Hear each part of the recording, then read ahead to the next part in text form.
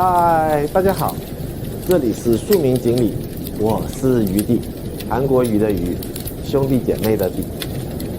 今天是圣诞节，先祝大家圣诞节快乐。但是呢，这个圣诞节估计马云过得就很不好啦。昨天平安夜，新华社连推2条非常不利阿里的和马云的消息之后，昨晚美股的阿里巴巴股票几乎可以称之为崩盘了，阿里股价下跌13.34%，创在美上市以来最大的单日跌幅。继昨天新华社发文围剿阿里巴巴之后，今天另外一个最高党媒人民日报和其旗下的人民网也分别发了2篇针对阿里垄断的评论文章，非常微妙。细究一下，其实是针对这几天以张维迎为代表的挺马云的言论。张维迎巴拉巴拉的用一堆创新和市场经济理论逻辑为马云为代表的互联网资本去辩护。今天我们就来好好聊聊阿里是不是垄断企业，阿里有没有违法，阿里的垄断与创新的关系。最后我们再说说大家最关心的，欠支付宝借呗花呗的钱还要不要还？在做这些判断之前，我们要先确定一下评判标准。当然啦，最简单的评判标准就是法律。全世界无论什么体制的国家，法律都是最简单最方便的评判一件事物一个行为的一个标准。当然一个国家的法律是由执政阶级确定的，中国大陆的体制大家都很清楚，可能在立法层面也有一些问题或者不完善之处，所以我们今天还可以用更多的标准去评判善与恶。其实用善恶标准去评判事物，余弟真的觉得有时候很滑稽。但既然舆论有这方面的攻防，那我就尽量的去聊聊吧。我们先聊聊阿里巴巴是不是一个垄断企业。余弟个人评判，阿里绝对是中国的垄断企业。按照中国的反垄断法，所谓的垄断企业法律上称之为具有市场支配地位。它有几个标准啊？第一个，一个经营者在相关市场的市场份额达到1/2的。第二个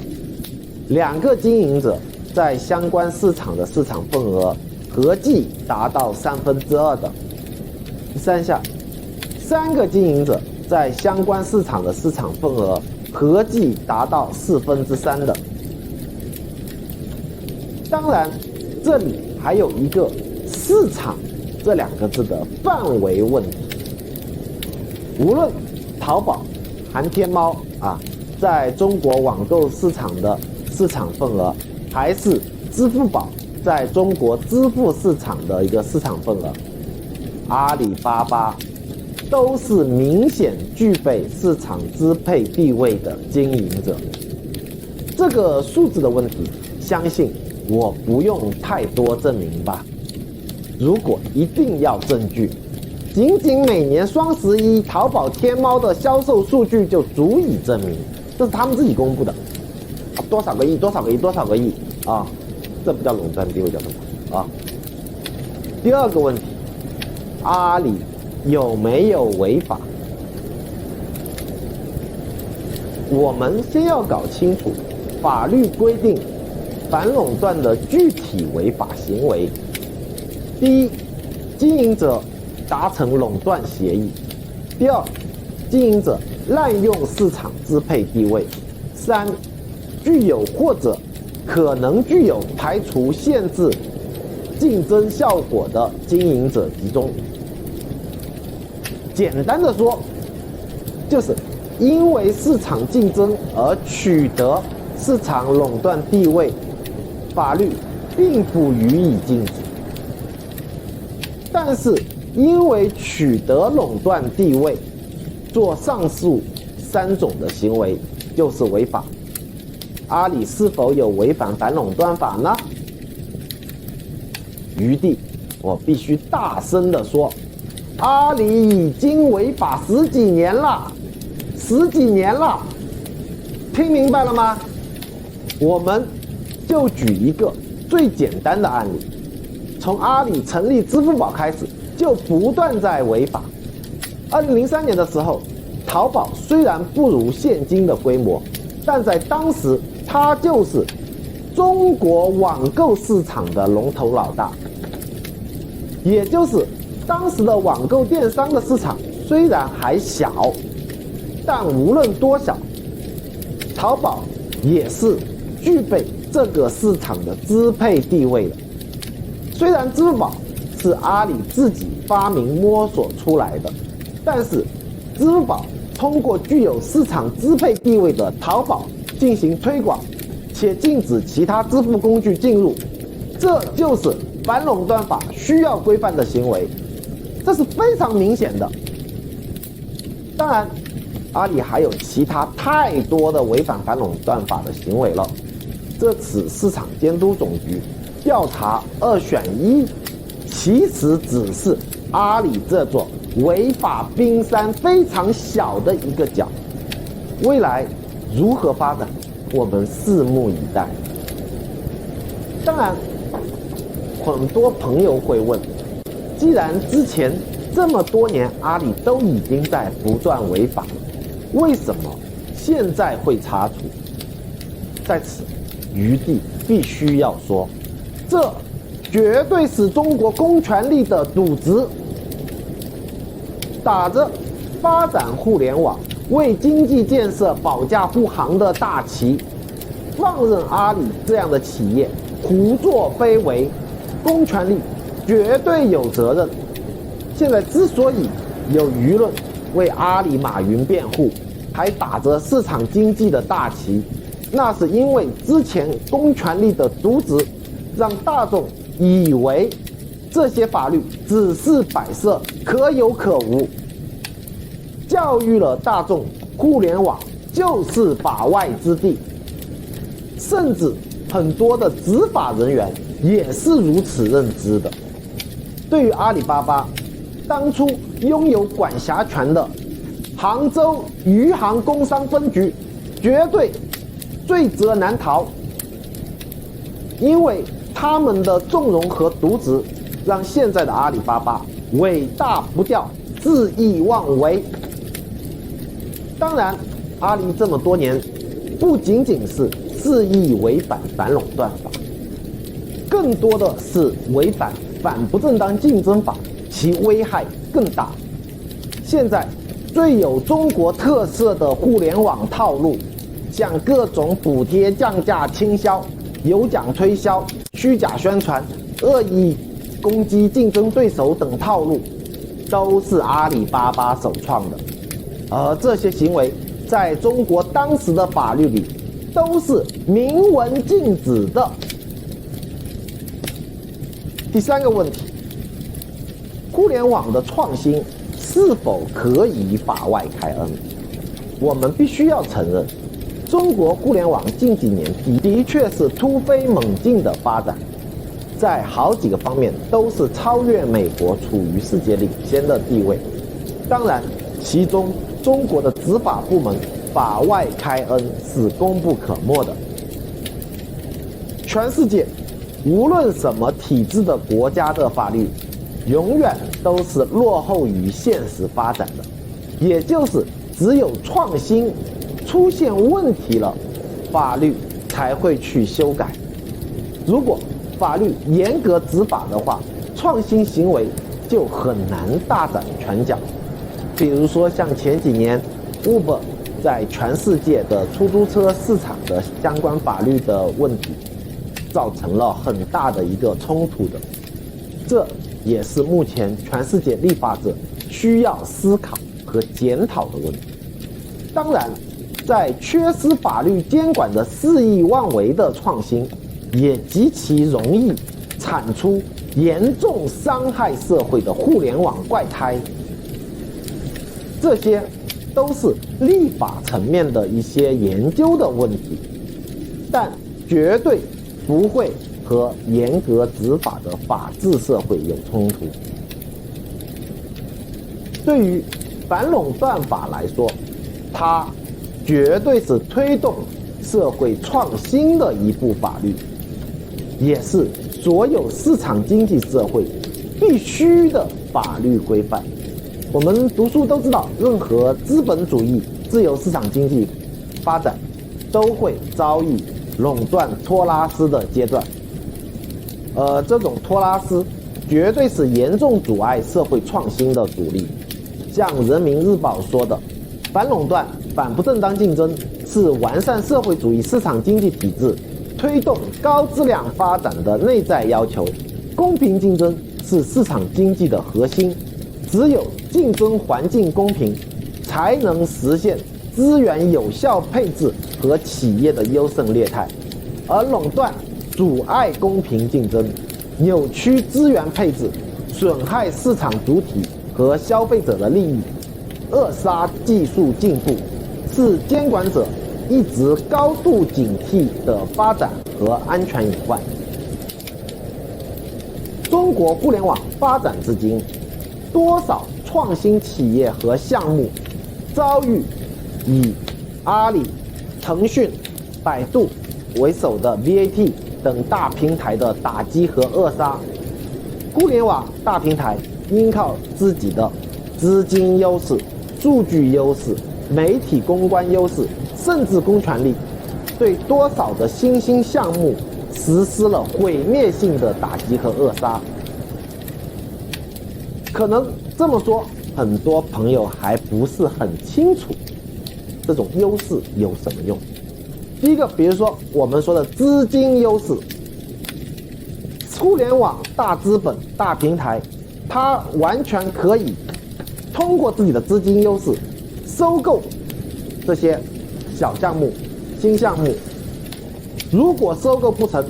它就直接可以使用恶意降价竞争的手段，将这些严重缺钱缺资源的项目企业全部扼杀在摇篮之中。第二个是数据优势，互联网大平台利用自己平台及拥有的数据，对其他小项目实施数据压制，或者是用自己拥有的这些数据为自己类似的新项目去拓展市场。我们就举个最简单的例子，像腾讯利用 QQ 原有的几亿用户去推广微信，这就是有极大滥用市场支配地位的嫌疑。还有媒体公关优势，我们看得更多了。阿里的公关第一天团抹黑了多少的小企业的项目，又删除了多少对阿里自身带有负面的文章，这都是阿里干的。所以对于张维迎挺马云的言论，余地我是非常的反对。按照市场经济的理论，的确政府不应该插手企业的经营，